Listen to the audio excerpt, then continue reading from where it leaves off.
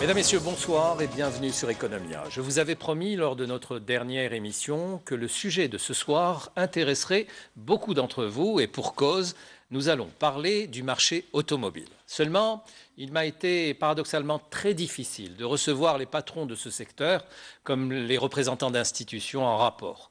Il faut croire que les patrons des concessions aiment autant l'avion le week-end que l'automobile en semaine, puisque quasiment tous ont évoqué des déplacements à l'étranger pour s'excuser. Du côté des institutions, c'est l'absence de réponse tout simplement à mes différents appels téléphoniques, devinant sans doute ce qui leur serait proposé. Une invitation à débattre de ce sujet, l'automobile, devenu en ce moment très épineux. Est-ce aussi la personnalité de notre invité désormais seul sur ce plateau qui dérangerait? Je ne sais pas. Toujours est-il que je voudrais commencer par remercier Omar Rabrab d'avoir accepté l'invitation. Alors, vous revenez tout juste du Brésil, donc je vous dis d'abord boa noite et bem-vindo. Mais qu'êtes-vous donc allé faire là-bas au Brésil? Tout d'abord, bonjour. J'ai été évidemment chercher d'autres partenaires et en même temps, j'ai été voir aussi un deuxième partenaire, c'est le groupe Fiat. Aujourd'hui, il faut savoir que le groupe Fiat a une usine au Brésil. Donc, ils ont des nouveaux produits qui ont commencé à produire au Brésil, qui intéressent beaucoup le marché maghrébin parce que je n'étais pas invité tout seul, mais il y avait nos amis les Tunisiens, les Égyptiens et autres pays. Donc on a été voir les nouveautés qu'ils veulent justement qu'on commercialise sur les nouveaux pays comme les nôtres. Omar Rabrab, je dois rappeler que vous êtes le président directeur général du pôle automotive du groupe Cevital, que vous êtes le fils aîné du fondateur, Issa Rabrab, et que vous êtes actionnaire, je crois, à hauteur de 12% de ce groupe qui aujourd'hui réalise pas moins de 4 milliards de dollars de chiffre d'affaires. Expliquez-nous, dites-nous un peu ce que représente aujourd'hui, ce que constitue dans le groupe et ce que constitue en lui-même en termes de segments le pôle automotive. Le pôle automotive aujourd'hui, il est scindé sur plusieurs entreprises. Nous avons la marque Hyundai, qui est la plus ancienne aujourd'hui au niveau de mon pôle, qui représente évidemment le plus gros chiffre d'affaires. Nous avons trois secteurs dans Hyundai. On a le secteur automobile, donc voitures, bus et camions, et engins de travaux publics. Nous avons COGTP, qui fait uniquement les engins de travaux publics des marques japonaises. Nous avons aussi le groupe Fiat, nous représentons Fiat véhicules légers et l'utilitaire, ainsi que les marques sœurs du groupe comme Alfa Romeo, Lancia. Nous avons quelques marques chinoises aussi dans les engins de travaux publics et camions. Et nous représentons une marque brésilienne aussi dans les remorques, où cela nous les fabriquons aujourd'hui en Algérie. Donc l'essentiel de cette activité, vous l'avez dit, c'est les autos Hyundai. C'est la partie automobile Hyundai. C'est toutes les marques. Tout est quasiment Hyundai avec les autres marques aujourd'hui. Donc aujourd'hui, j'ai des directeurs dans chaque business unit. Et aujourd'hui, moi, je chapeaute le pôle à ce niveau-là. D'accord, mais la marque Hyundai que vous avez défendue jusqu'à présent constitue l'essentiel de ce que vous vendez dans le pôle automotive. Comme je vous ai dit tout à l'heure, aujourd'hui, elle représente pratiquement les 3/4 de mon chiffre d'affaires au niveau de mon pôle. Et qu'est-ce que ça constitue? Alors, on va parler automobile. Qu'est-ce que, au niveau des ventes, comment ça s'est passé pour 2015? Combien de véhicules vendus? Quel chiffre d'affaires réalisé? Quel positionnement en termes de classement sur le marché automobile? Donc, en termes uniquement Hyundai, on a fait plus de 34 000 véhicules, tout modèle confondu. Nous sommes classés 3e après le groupe Renault, Peugeot, et après c'est Hyundai. En termes de création d'emplois, nous avons quand même plus de 520 personnes. Nous avons un réseau aujourd'hui qui est divisé en deux. On a un réseau interne et un réseau externe. Dans le réseau interne, nous avons plus de 16 points de vente avec les 3 S, qui veut dire le service après-vente, la vente de pièces de rechange et la vente de véhicules. Et nous avons plus d'une 50aine d'agents distributeurs qui nous représentent sur le territoire national. D'accord. J'ai tenu à faire cette émission parce qu'elle intervient à un moment où on arrive au terme d'une année après le fameux décret qui a été mis en application, qui régit la relation entre les concessionnaires et les citoyens, enfin les consommateurs. Également, la mise en marche aussi de cahiers de charges. On attend d'ailleurs encore un cahier de charges pour ce qui concerne l'industrie automobile. Alors, j'aimerais qu'on parle un petit peu de tout ça maintenant. Aujourd'hui, quand on est consommateur et qu'on va dans les showrooms, qu'est-ce qu'on va quand on vient chez vous? Est-ce que je peux encore acheter un véhicule aujourd'hui? Parce que dans certains showrooms, je ne peux plus acheter de véhicule aujourd'hui. Est-ce que si je vais dans un showroom Hyundai aujourd'hui, je trouve les véhicules que je souhaite acheter? Non, nous avons quelques modèles, ils sont encore disponibles, on a encore un peu de stock, mais nous avons quand même pas mal de produits. Malheureusement, on n'en a plus de stock. Donc, nous attendons d'avoir évidemment les quotas. Apparemment, dans les jours à venir, ils vont libérer évidemment les quotas et ça nous permettra d'importer d'abord les échantillons pour les faire homologuer, parce que vous savez très bien aussi, pendant cette période, il y a eu aussi un nouveau cahier de charge en ce qui concerne la réglementation de sécurité. Donc, on doit s'adapter à l'aspect de sécurité. C'est pour ça qu'aujourd'hui, vous avez pas mal de concessionnaires aujourd'hui n'ont plus de véhicules. C'est vrai qu'aujourd'hui, le marché va complètement changer. Il va avoir un autre contexte. C'est une excellente chose. Là, on verra les vrais professionnels qui vont investir dans ce secteur. Mais il y a un très, très long chemin encore à faire. Alors, d'ores et déjà, le gouvernement a, en quelque sorte, bloqué le système, puisqu'il a annoncé donc la mise en œuvre, donc un système de quotas qui va être mis en place. Donc on parle de 152 000 véhicules, c'est ça? Exactement, oui. Qui vont être répartis, d'après ce que l'on a compris, sur la base de déclarations qui ont été faites sur une moyenne, enfin en se basant sur une moyenne des ventes, des volumes de vente des 3 dernières années. Est-ce que c'est juste ou pas? Oui et non. Il y a, certes, ils vont prendre en considération les ventes des 3 dernières années. Ils vont prendre aussi en considération ce que les gens ont déclaré en termes d'impôts, ce que les gens ont créé en nombre d'emplois, en termes d'investissement.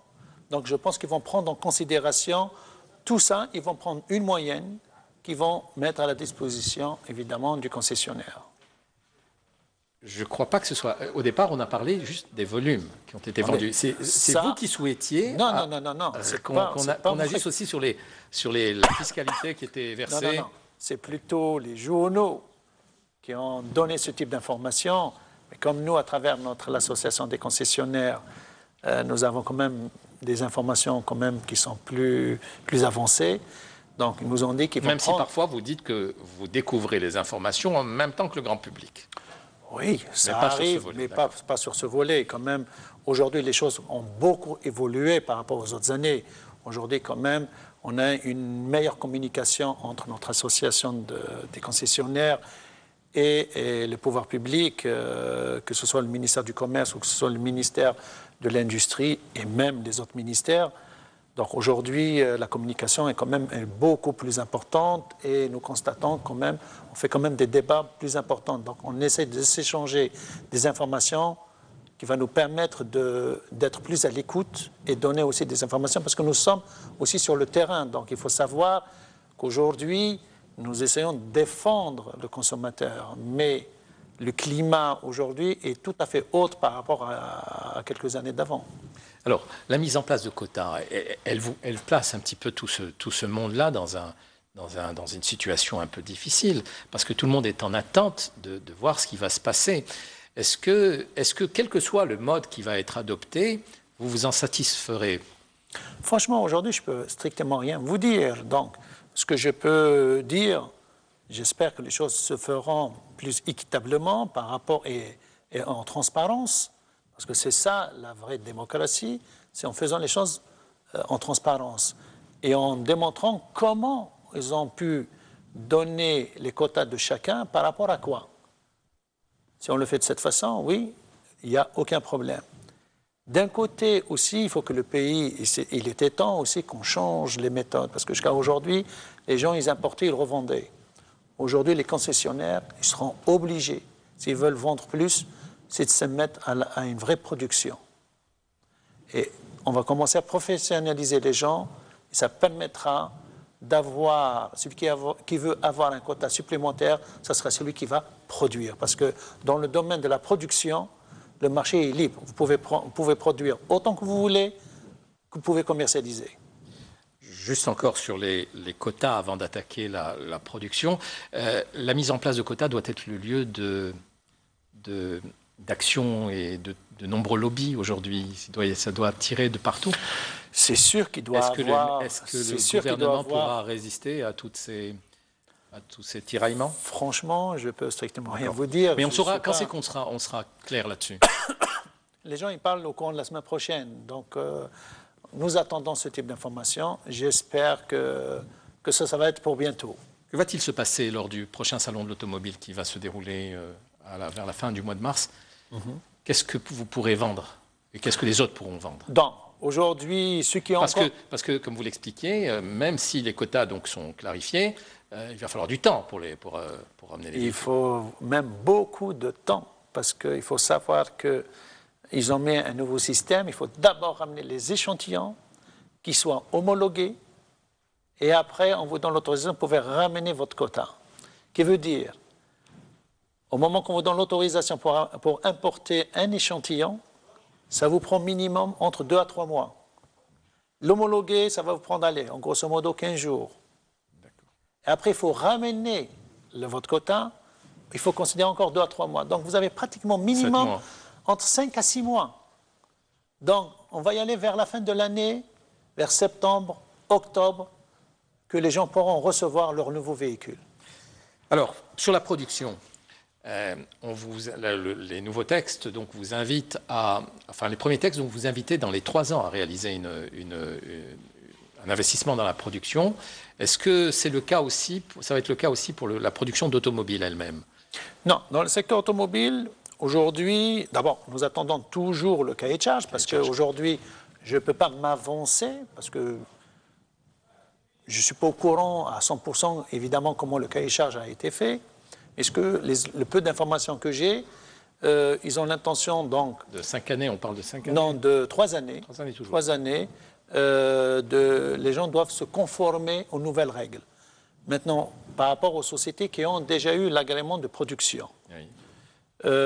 Par contre, les nouveaux qui vont commencer à se mettre au niveau de la production, ils doivent se conformer au nouveau cahier de charge. Ça, c'est le peu d'informations que j'ai. Maintenant, l'intégration, à quel pourcentage il doit être, parce qu'il faut savoir, dans le secteur automobile, vous avez le DKD, ce qui veut dire un véhicule qui est fabriqué, redémonté pour être remonté. Donc il y a DKD, CKD, SKD, d'accord. Non, il y a d'abord le DKD, le SKD et le CKD. Donc, le SKD, ça veut dire le véhicule de l'usine devient démonté et vous le remontez ici. Le CKD, ça veut dire que vous faites de l'intégration nationale. Et le DKD, ce sont des véhicules qui ont été montés, qu'on redémonte. Qu'on redémonte. Pour quelle raison? Aujourd'hui, il y a des pays qui font comme ça. Et justement, je ne vous cache pas, notre partenaire du département lourd, Hyundai, a fabriqué des camions aux anciennes règles. Ils ont voulu nous pousser à les acheter. On leur a dit non, il y a aujourd'hui des nouvelles règles. Ils nous demandent qu'on doit importer des véhicules avec les nouvelles législations en termes de sécurité. Donc, moi, j'avais refusé. Donc, qu'est-ce qu'ils ont fait? Ils ont essayé de trouver un autre partenaire. Parce que moi-même...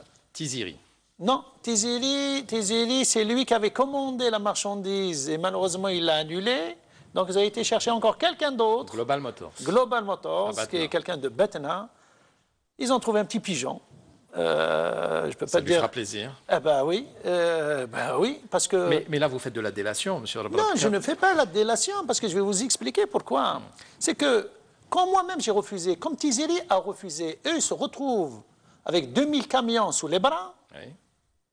Il fallait bien qu'ils trouvent quelqu'un qui s'y connaît en rien pour lui coller cette marchandise. Ça veut dire qu'ils vont faire le DKD. Mais il y a des autorités qui sont censées contrôler tout ça. Mais le problème, je suis tout à fait d'accord avec vous, mais le Coréen, quand il encaisse son argent, il s'en fout du reste. Le problème, pourquoi j'ai parlé de pigeons? parce que le jeune homme ne s'y connaît en rien. Donc vous défendez quelque part Global Motors. Je le défends, j'attire son attention qu'il ne va pas se faire avoir. Parce que, les camions ne sont pas encore arrivés? Parce que s'il se fait avoir, c'est l'Algérie qui s'est fait avoir. C'est ça, je voulais attirer son attention. Les camions ne sont pas encore là? Les camions ne sont pas encore là. Dieu merci, parce que s'il avait ouvert sa LC, ça sera sans marchandises. Mais entre-temps, le gouvernement va le bloquer parce qu'il ne va pas répondre au cahier de charge que l'État a mis en place. Donc c'est pour ça que j'ai attiré son attention en lui disant la concurrence c'est une bonne chose, le marché il est ouvert, tant mieux. Mais fais attention, ne te fais pas avoir, parce que si tu te fais avoir, c'est l'Algérie qui se fait avoir. Alors qu'est-ce qui se passe avec Hyundai justement? Pourquoi ils vont voir ailleurs? Ben, c'est la situation du marché. Aujourd'hui, vous n'avez pas que Hyundai, vous avez toutes les marques qui sont en train aujourd'hui de voir un deuxième distributeur. C'est à cause du système de quotas. Les constructeurs ont compris, en divisant le quota à une marque, et vu, eux, ils veulent au contraire vendre plus et non pas moins, ils se sont dit, tiens, on va prendre d'autres partenaires. Ce qui n'est pas logique puisque le quota est pour la marque elle-même. Et même ça, c'est pas encore tout à fait... Les gens ne l'ont pas encore compris. Est-ce que c'est pour la marque? Est-ce que c'est pour celui qui représente la marque? La situation n'est pas tout à fait claire. C'est pour ça que je vous dis aujourd'hui, il y en a qui disent les nouveaux qui vont arriver vont avoir quand même leur quota. Il y en a qui disent non, ils auront zéro. Donc la situation n'est pas tout à fait claire. On ne sait pas où on va. Par contre, les constructeurs, eux, ils veulent vendre. C'est ça qui les intéresse. C'est que vendre, vendre, vendre, vendre. Donc ils s'en foutent totalement du partenaire. Ils s'en foutent totalement du partenaire.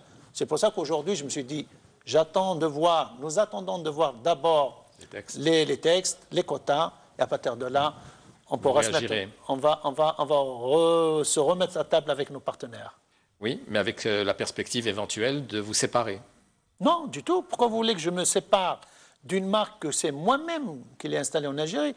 Il y a 18 ans en arrière, la marque n'existait pas en Algérie. J'ai lu vos déclarations, vous avez dit que vous seriez prêt à les quitter s'ils allaient voir ailleurs. Non, je leur ai dit au début, si vous allez voir ailleurs, je vais vous quitter. C'est ça. Je lui ai dit, parce que vous m'avez fait un enfant derrière le dos, au lieu de venir m'informer, de me dire, voilà la situation de votre politique dans votre pays, je suis obligé de chercher quelqu'un d'autre. Non, je l'apprends par le biais d'autres personnes. J'ai dit, mais quand même, c'est malhonnête. On est quand même un partenaire. C'est comme, il y a une trahison quelque part. Quand quelqu'un, au lieu qu'il vienne vous le dire en face, il le fait derrière votre dos. Surtout que ça fait combien d'années que vous travaillez ensemble? Ça fait 18 ans. 18 ans à développer donc, la marque, les produits. Et alors, vous leur avez proposé finalement, ce que l'orientation du gouvernement, elle est claire, c'est d'aller maintenant vers l'industrie. Alors, vous leur proposez donc de faire de l'industrie. Que répond Hyundai? Eh bien, comme je viens de vous dire, dans Hyundai, nous avons 3 départements. Nous avons le département léger, le département lourd et le département engins de travaux publics. Dans le département lourd, on leur a dit, nous, on est prêts, on est ouverts. Nous sommes un grand groupe, nous sommes le plus grand groupe privé. Nous sommes déjà dans l'industrie, mais dans d'autres secteurs. Nous sommes prêts à discuter, à faire une industrie dans l'automobile. Mais on vous demande de nous accompagner, soit en partenariat, soit en termes logistiques et conseils. Oui. Et ils nous ont dit, non, nous, on ne veut que vendre. Ça ne nous intéresse pas. Je dis, mais attendez. Ils sont plus fins que ça, les Coréens, non? Oh non. Oh non, pas du tout même. Ça leur fera plaisir aussi. Non, je les comprends, c'est des commerçants. Vous savez, chaque pays essaie de se défendre et défendre son territoire quand il y a des règles. Malheureusement, eux profitent parce qu'il y a eu un vide juridique, donc ils essayent de profiter à travers ces vides juridiques. Aujourd'hui, le contexte est en train de changer complètement. La situation du pays est en train de changer. Parce qu'il faut rappeler que pour Hyundai, l'Algérie, c'était devenu un pays très important en matière de vente automobile. C'est pour ça que je viens de vous dire. On était le deuxième... Au niveau africain, après l'Afrique du Sud. Exactement. On était le deuxième après l'Afrique du Sud. Donc pour eux, c'est un marché, c'est un beau morceau de gâteau, comme on dit, qu'ils voulaient quand même préserver. En leur expliquant que maintenant les données ont changé complètement, vous devez vous adapter à ces données. D'accord. Ils ne veulent rien comprendre. Ils ne veulent rien comprendre. Ils croient qu'en ajoutant d'autres concessionnaires, ils vont doubler, tripler leur volume. Je leur dis, mais attendez, vous êtes en train de faire fausse route. Eh bien aujourd'hui, comme les textes ne sont pas encore sortis, donc ils ne savent pas, ils sont en train de tirailler, ils veulent faire plaisir à leurs grands patrons, mais en réalité, ils ne savent pas où ils vont. Alors, il y a des choses qui s'opèrent parce qu'on est en plein chamboulement et le fait que le ministère de l'Industrie n'ait pas encore donné, enfin éclairci les choses, ça ajoute un petit peu au caractère épineux de cette conjoncture. Comment ça se passe? Ça se passe bien au niveau de la C2A, l'association des concessionnaires, entre étrangers, opérateurs nationaux qui commercialisent des véhicules étrangers. Est-ce que tout va bien? Non, entre nous, les concessionnaires, ça se passe très bien en termes de communication. Nous sommes en train de nous réunir de temps en temps. C'est vrai que de temps en temps, chacun est en voyage, chacun a d'autres affaires à développer. Oui, c'est des compagnies d'avions. Ah bah, qu'est-ce que vous voulez que je vous dise? Mais on essaie quand même de se réunir et ces choses-là, ça avance très très bien en termes de communication. Et le seul hic aujourd'hui qui nous manque, c'est, je dirais, l'information. Ce qui nous manque des fois, c'est l'information. De la part des autorités. De la part des autorités. On aurait bien aimé, en termes d'association, de participer au développement, par exemple, d'un cahier de charge, de donner un peu notre avis, parce que nous sommes sur le terrain. On essaye donc de communiquer, parce que ce qui nous manque, c'est une excellente communication. C'est ça qui est aujourd'hui qui nous pèse lourd au niveau de l'association. La communication de la part des autorités vers vous ou de vous entre vous pour vous mettre d'accord? Non, je parle de l'association vis-à-vis des autorités. Alors justement, entre concessionnaires, il y a des personnes à qui ça n'a pas fait plaisir que vous receviez des opérateurs de Nissan pour vous démarcher, pour les représenter en Algérie. Je vous ferai dire, c'est les gens de Nissan qui sont venus me voir et non pas moi qui étais parti voir les gens de Nissan. Pourquoi ils sont venus vous voir? Comme je viens de vous dire, les gens de Nissan ou les gens de Ford ou les gens de Hyundai et autres marques aussi, oui. Ils ont été voir tous les concessionnaires. Ils sont même venus nous voir, je ne vous cache pas. Donc c'est la même optique que Hyundai? La même optique. En croyant qu'ils vont vendre 2 fois ou 3 fois plus. Oui. En croyant que le quota va être divisé en 2, par exemple pour ma part, pour Hyundai, oui. Qui veut dire l'autre moitié, il faut bien qu'il la donne à quelqu'un d'autre. D'accord. Dans leur tête, c'était ça. Donc vous comprenez que chez Nissan Algérie, on était susceptible des chagrins de ce fait-là, comme vous l'avez ressenti aussi. Mais c'est sûr, comme M. Achaïbou, il l'a vu pour la marque Ford, et ça va être la même chose pour tout le monde. Tous les constructeurs ont été voir ailleurs, sans exception. D'accord, et qu'est-ce que vous avez répondu? À qui? Aux constructeurs? À Nissan, je ne vous cache pas, j'ai été clair avec eux en leur disant, si j'ai une exclusivité, oui, si je dois être un deuxième distributeur, ça ne m'intéresse pas. Ça ne m'intéresse pas. Et c'est vrai, je ne vais pas m'investir en partageant une marque avec quelqu'un d'autre. On a l'impression que le marché en ce moment est en proie à un jeu de chat et souris. Je ne sais pas si vous avez... ça met un petit peu de turbulence, ça met un peu d'animosité entre vous. Vous le reconnaissez ou pas? Oui, bien sûr, mais c'est parce que... D'ailleurs, il y a même une rumeur qui dit que on pourrait, du côté d'Iveco, vous piquer Fiat. Mais pas du tout, pas du tout, pas du tout. C'est encore des rumeurs, encore une fois. D'accord. C'est pas du tout. Donc, aujourd'hui, j'ai rien à vous cacher. Aujourd'hui, le constructeur, il cherche à positionner sa marque au plus haut. Je les comprends qu'aujourd'hui, qu'ils voient leur quota va se diviser en 2, ils essayent de vendre. Oui, parce que c'est ça l'enjeu. C'est ça l'enjeu. Le risque de voir les chiffres diminuer de moitié. Mais ce qu'ils n'ont pas compris, ces concessionnaires aujourd'hui, c'est que l'Algérie n'a plus les mêmes moyens qu'avant. Il faut savoir qu'aujourd'hui, l'Algérie, elle exportait son pétrole et son gaz, et quand les cours étaient au plus haut. Aujourd'hui, on n'est plus dans le même contexte. Aujourd'hui, il faut qu'on aille vers une production, et je dirais même plus loin, vers de l'intégration. Parce qu'aujourd'hui, si je prends le cas de Renault, je ne comprends pas où est l'intérêt de l'Algérie là-dedans. Attendez, on va y venir. Revenons à 1990, loi sur la monnaie et le crédit, qui imposait à tout concessionnaire qui s'installait de se lancer dans l'industrie dans un délai de 3 années. vous ne l'avez, de 3 ou 5 années, si je ne m'abuse aussi. Ah bon? Et vous ne vous l'avez jamais fait. Vous voyez, c'était tellement... Vous n'étiez tellement pas, je veux dire, menacé d'être réprimé sur cette loi que finalement vous l'avez oublié. Non, je suis tout à fait désolé. Oui. Peut-être ça a été dit verbalement. Non, c'est écrit dans la loi sur la monnaie et le crédit. La loi est... Tout concessionnaire doit se lancer dans une industrie. C'était déjà dit en 90. Et qu'est-ce qu'ils ont fait? Personne n'a rien fait et surtout, personne n'a rien dit. Et c'est la faute du concessionnaire? Non, justement. Voilà. Justement. Donc, il ne faut pas revenir la faute au concessionnaire. Oui. Vous regardez aujourd'hui, la situation a complètement changé. Là, ils disent maintenant, c'est des textes, c'est comme ça et rien d'autre. Et les gens, ils sont en train de l'appliquer. Oui. Les gens, ils sont en train de se préparer. Alors, je sais que on n'est plus dans le même contexte. Oui. Alors, je sais que au niveau des textes sur les quotas ne sont pas encore sortis. Donc, mais sur l'industrie, comment vous voyez le paysage maintenant industriel en termes automobiles? J'aimerais bien savoir qu'est-ce qui va se passer. Les téléspectateurs, ça les intéresse de savoir. Parce que tout le monde annonce de l'industrie. D'abord, ça va prendre du temps, tout ça. Et en attendant, donc, vous allez souffrir avec la politique des quotas. Et pendant que tout ce monde sera en attente de cette industrie, il y en a qui seront très contents. C'est Renault et sa symbole, qui sera seul apparemment à être donc, le producteur local et efficient sur le terrain.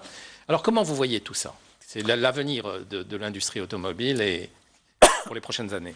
Tout d'abord, tant que le cahier de charge n'est pas sorti sur la partie industrie, les gens ne peuvent pas investir parce qu'on est dans le flou. Il faut que d'abord qu'on ait ce cahier de charge.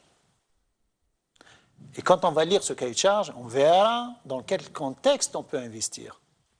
Quels sont les avantages qu'on peut avoir et quel est le taux d'intégration qui va être exigé. Donc, au niveau des taux d'intégration, il n'y a aucun problème.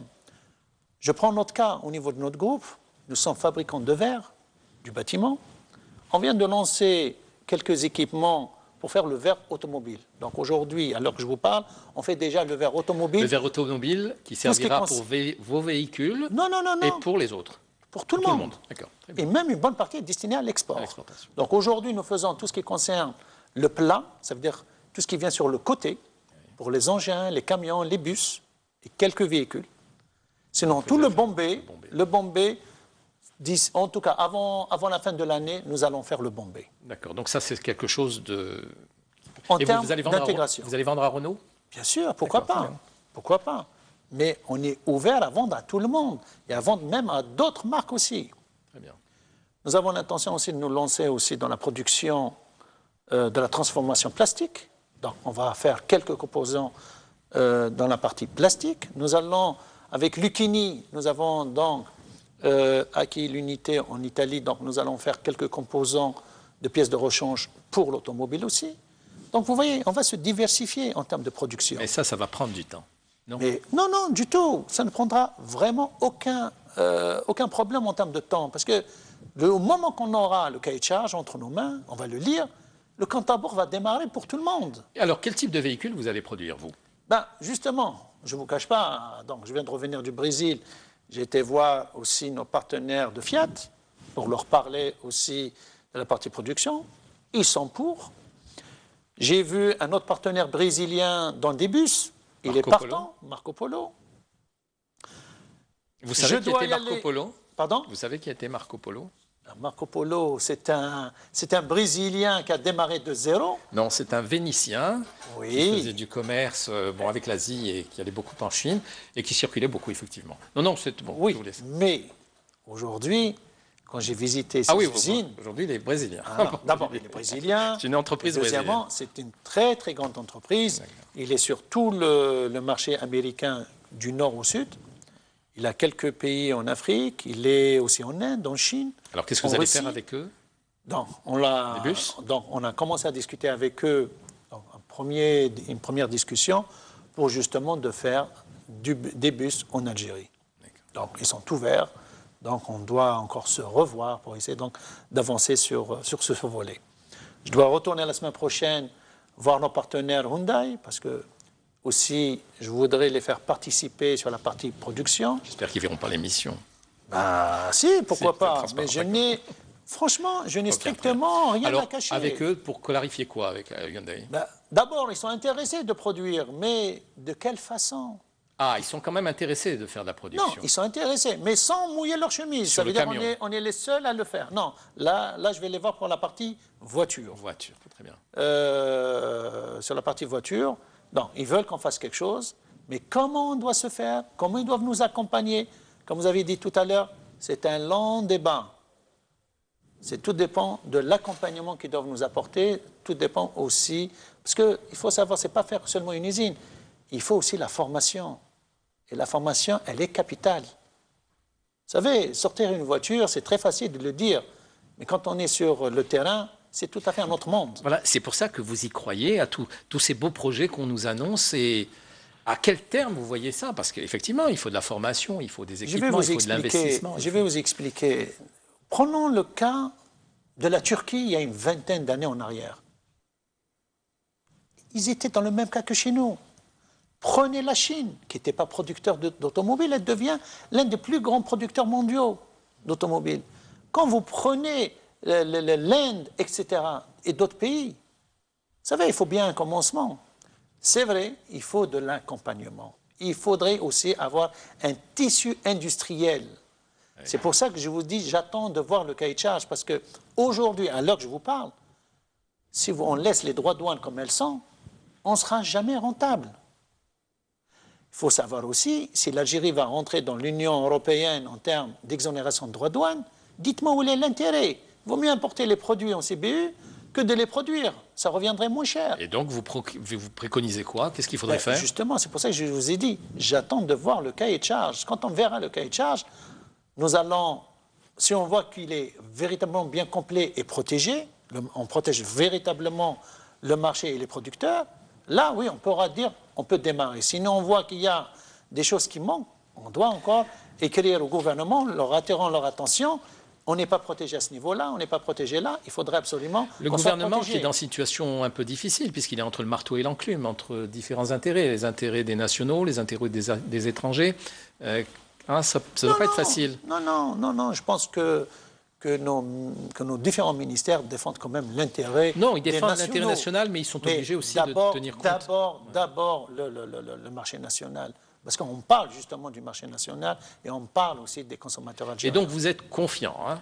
Moi, pour votre part, oui. Pour ma part, je suis très confiant. Avec un taux d'intégration que vous pouvez réaliser jusqu'à hauteur de vous-même, sans attendre le cahier de charge. Aujourd'hui, je ne vous cache pas, tout dépend des accompagnements qu'on pourra avoir. Nous n'avons aucun problème, aucun souci d'acheter des brevets pour produire. Nous n'avons aucun problème, que ce soit dans la pièce de rechange, que ce soit dans le montage de l'automobile. La preuve aujourd'hui, nous, on a l'intention de nous lancer dans la production, mais on n'a pas l'intention de nous lancer avec un seul constructeur.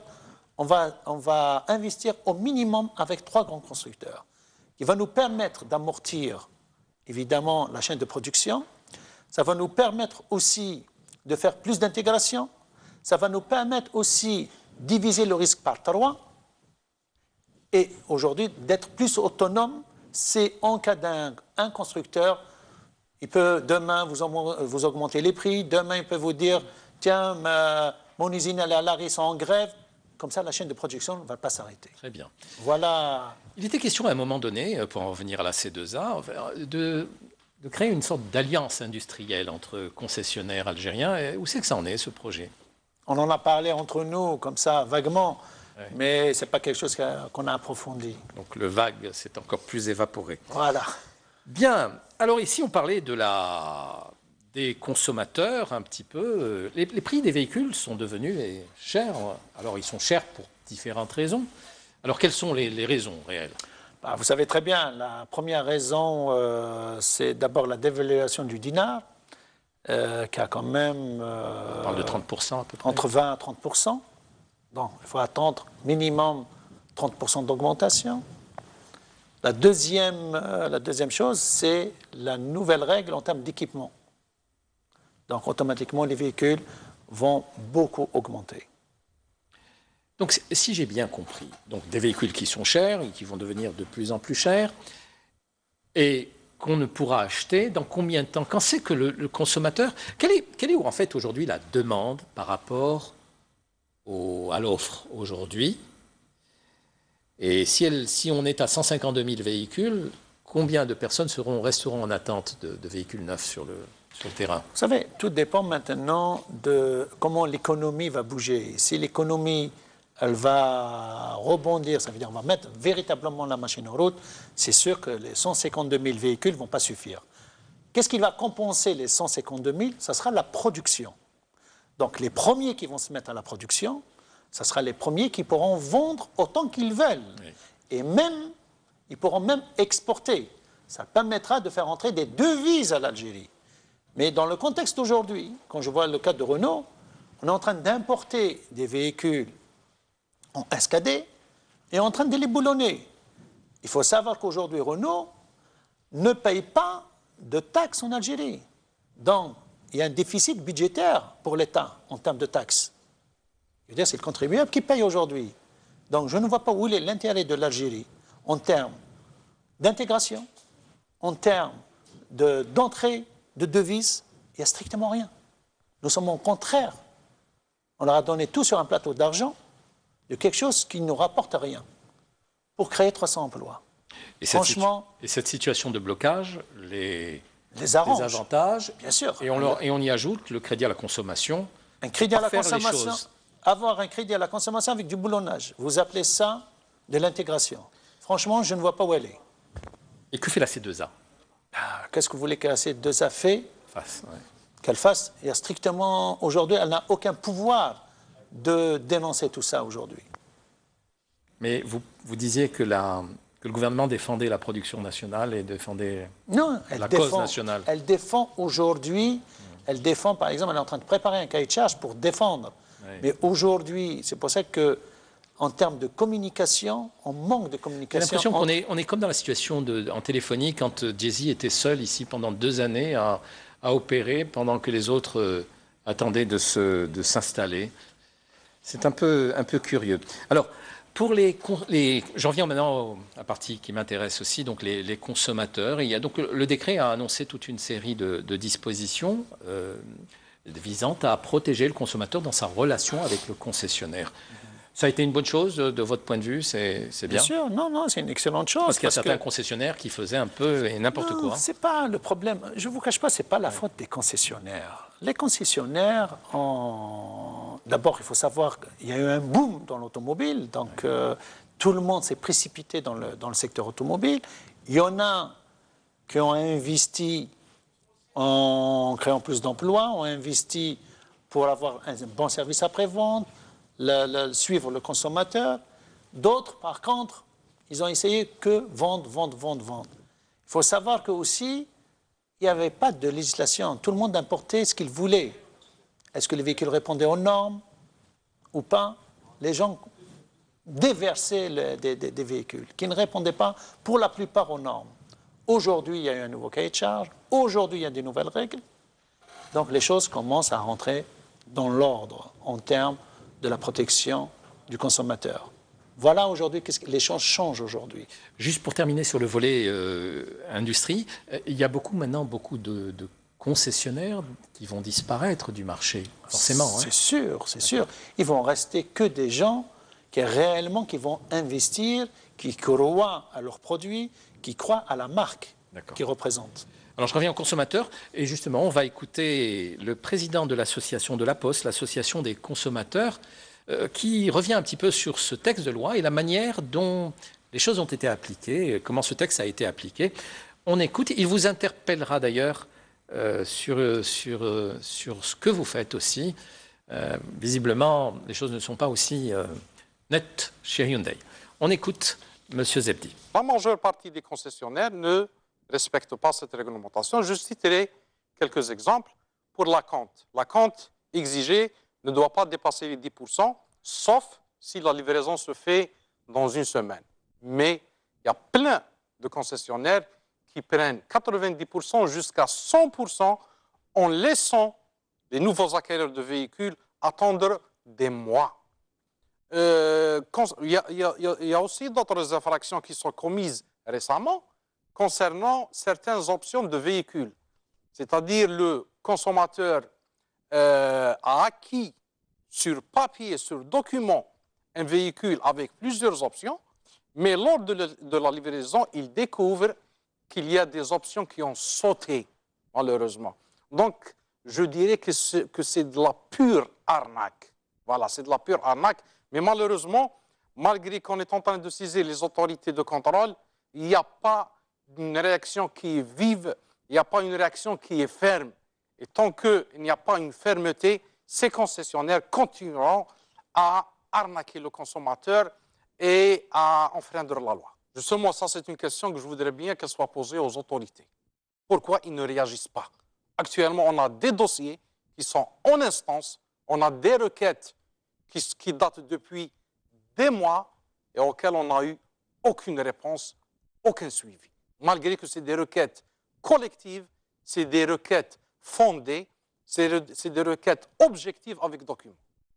Justement, M. Arbarab, auquel j'ai eu déjà une séance de travail qui date depuis 3-4 ans, mais malheureusement, je remarque que pour l'entreprise qu'il représente, les choses n'ont pas bien évolué, malheureusement. On continue toujours à avoir des requêtes sur certaines transactions. Récemment, il y a eu une hausse inexpliquée dans le coût du véhicule, malgré que la réglementation interdit toute hausse après établissement du bon de commande. Il a élevé les prix. On a eu aussi des requêtes qui sont assez importantes concernant la sécurité routière. J'ai essayé de le saisir, je n'ai pas pu, mais c'est une occasion de le saisir en direct. On a eu des fiches d'homologation avec un modèle de véhicule de 2012-2013. Et dans ces fiches d'homologation, il y a le système de freinage ABS qui est censé être dans ces véhicules. Mais malheureusement, lors d'une expertise, on trouve que le système ABS n'existe pas. Là, on ne comprend pas. On a essayé de le saisir. D'autant plus qu'on a eu ces déclarations ces derniers temps que les Coréens prennent l'Algérie pour une poubelle. Bon, est-ce que c'est un fait récent? Parce que là, ce qu'on a, l'Algérie est une poubelle depuis bien longtemps. Hein? Donc, je voudrais bien l'interpeller sur cette question et qu'on ait une réponse exacte sur la sécurité de ce type de véhicule qui est en train de se commercialiser, même s'il n'est pas le seul concessionnaire auquel on attribue ce genre d'infraction. Vous êtes interpellé, donc bon, de manière générale, hein, il y a beaucoup de concessionnaires n'ont pas toujours été consciencieux vis-à-vis de la réglementation, de l'application de la réglementation. Alors, est-ce que c'est votre cas ou non? Visiblement, pour l'Association des consommateurs, c'est le cas avec donc documents à l'appui. Tout d'abord, je vais lui répondre. C'est tout à fait faux ce qu'il vient de dire. Il faut savoir qu'au début, il n'y avait pas de règles en termes d'équipement. Donc, on avait le droit d'importer des véhicules sans ABS, par exemple. Mais dans nos factures pro forma, vous avez tous les équipements. Ça veut dire qu'on ne trompe pas le client. Entre-temps, les règles ont changé. Il y a quelques modèles, on les oblige d'avoir des ABS. Mais il ne faut pas oublier que j'avais du stock de véhicules qui n'avaient pas d'ABS. Ce qui veut dire qu'au même moment, je commercialisais les deux produits en même temps. Ça veut dire, sans ABS, il avait un prix. Avec l'ABS, c'était un autre prix. Ça veut dire qu'au même moment, sur la facture pro forma, c'est très bien écrit. Oui, il m'a montré des documents. Allez-y, oui. Où le titre d'homologation par les mines fait état d'ABS dans le véhicule. Et par la suite, le véhicule a été examiné par un expert qui dit que dans ce véhicule, il n'y a pas d'ABS. Impossible. J'ai les documents ici. Oui, vous pouvez me montrer des documents. Maintenant, le rapport d'homologation et l'expert. Mais là, il vous a ramené un document d'un modèle de véhicule. Il ne vous a pas ramené un document d'un autre modèle de véhicule. Aujourd'hui, je viens de vous dire, à l'heure même que je vous parle, j'ai des modèles de véhicules qui ne sont pas équipés d'ABS et j'ai le même véhicule. Hein. et l'autre, il est équipé d'ABS. J'ai des modèles de véhicules qui ne sont pas équipés de double airbag, j'ai des modèles qui sont équipés d'un seul airbag, par exemple. Mais le prix n'est pas le même. L'autre, c'est un vieux stock. L'autre, c'est des véhicules qu'on vient de recevoir avec double airbag. Oui, mais ça, il s'agit du même véhicule. Là, c'est pour le même véhicule. Oui, il s'agit du même véhicule. Mais les documents, chaque document correspond à un véhicule. Oui. Maintenant, peut-être au niveau de notre administration, lui ont donné un document qui ne répond pas à ce modèle de véhicule. Ça peut qu'ils ont fait une erreur à ce niveau-là.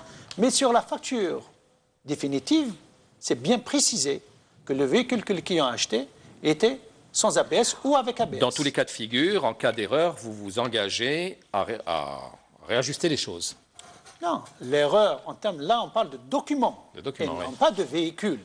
Parce que sur la facture proforma, c'est bien précisé. Je parle de documents. Nous n'avons jamais trompé nos clients. Donc l'erreur viendrait donc du service des mines? Non, pas les services des mines. Qui établit ce rapport d'homologation? Attendez, je vous explique. Au niveau de l'administration, ces documents, on les reçoit, certes, on les imprime nous-mêmes et on les fait homologuer au niveau des mines. D'accord. Donc, ça se peut que, peut-être au niveau de notre administration, notre service d'administration... Et que ce soit passé au niveau des mines. Voilà, exactement. Donc, ça peut arriver. Double erreur, certes. Mais nous ne trompons jamais les clients. On vend le véhicule avec les équipements que nous montrons, que le client, il sait qu'est-ce qu'il achète. Maintenant, vous avez d'autres marques. C'est vrai qu'aujourd'hui, le marché algérien, il était libre, avoué de lui-même. C'est vrai qu'il y a beaucoup de gens qui se sont amusés à ramener des véhicules sans équipement, parce que le marché était comme ça. Mais aujourd'hui, il y a un cahier de charge. On exige de ramener d'abord l'échantillon qui va être homologué, qui vérifie, qui répond aux normes en termes, et qui vérifie aussi qu'il y a tous les équipements ce que l'État a demandé. Là, c'est une première aujourd'hui. Oui. On a attendu toutes ces années pour commencer. Parce qu'il y a un gros problème de communication. Vous l'avez entendu. Il dit aujourd'hui, le représentant des consommateurs, on lui répond pas à ses doléances. Parce qu'il y a un gros problème de communication. Je l'ai reçu, c'est vrai, une fois, mais ma porte est toujours ouverte, il est toujours le bienvenu, bien au contraire. En tout cas, pour ma part, ça ne m'intéresse pas. Je préfère entendre ce que les clients, ce qu'ils pensent de nous, qui va nous permettre de nous corriger. Parce qu'il faut savoir aujourd'hui, j'ai plus de 60 agents distributeurs. Je ne vais pas vous dire mes 60 points de vente, ils sont tous parfaits. On essaye de les mettre à niveau. Il faut savoir que nous avons démarré de zéro. Personne ne nous a formés. On s'est formés nous-mêmes. On a appris sur le temps. Et qu'est-ce qui fait notre force? Qu'est-ce qui nous fait vivre? C'est le consommateur.